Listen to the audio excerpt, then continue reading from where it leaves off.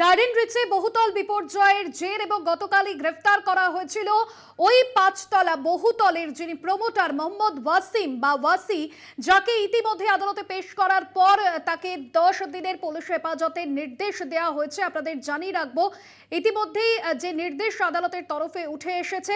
আপনাদের আরো একবার জানাবো, রবিবার মধ্যরাতে যে বহুতল ভেঙে পড়ার ঘটনা এবং সেখানে বেশ কয়েকজনের মৃত্যু হয়েছে, গার্ডেন রিচে বহুতল বিপর্যয়ের ঘটনা। শুভ্রজিৎ চক্রবর্তী রয়েছেন আমাদের প্রতিনিধি ফোন লাইনে, আরো বিস্তারিত জানবো। শুভ্রজিৎ, মোহাম্মদ ওয়াসিমের পুলিশ হেফাজত আর কি জানা যাচ্ছে, আদালতে আজ কি কি বিষয় পেশ করা হয় তার বিরুদ্ধে? একেবারেই আজ তাকে আলিপুর আদালতে পেশ করা হয় এবং আলিপুর আদালতে পেশ করা হলে তাকে কিন্তু 14 দিনের পুলিশি হেফাজতের নির্দেশ দেওয়া হয়। অর্থাৎ 1 তারিখ পর্যন্ত কিন্তু তার পুলিশি হেফাজত হয়েছে এবং 1 তারিখ পর্যন্ত পুলিশি হেফাজতের নির্দেশ দেয় আলিপুর আদালত। দুটো প্রমোটারকে আজকে কিন্তু আদালতে পেশ করা হলে এই নির্দেশ দেয় আলিপুর আদালত।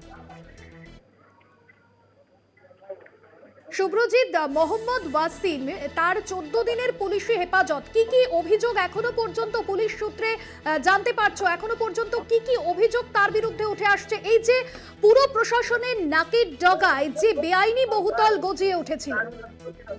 দেখো, এই যে বেআইনি নির্মাণ, গতকালই মুখ্যমন্ত্রী মমতা বন্দ্যোপাধ্যায় তিনি কড়া পদক্ষেপ করার নির্দেশ দেন এবং কলকাতা পুরসভার তরফ সহ লালবাজারের তরফেও কিন্তু কড়া পদক্ষেপ নেওয়া হবে এমনই কিন্তু জানা যায় এবং তারপরে কিন্তু আজকে আদালতে পেশ করা হলে 14 দিনের পুলিশ হেফাজতের নির্দেশ দেয় আলিপুর আদালত।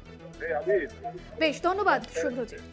আপনাদের জানিয়ে রাখবো, গার্ডেন রিচে বিপর্যয়ের জের 14 দিনের পুলিশি হেফাজত ওই পাঁচতলা বহুতলের যে প্রমোটার মোহাম্মদ ওয়াসি।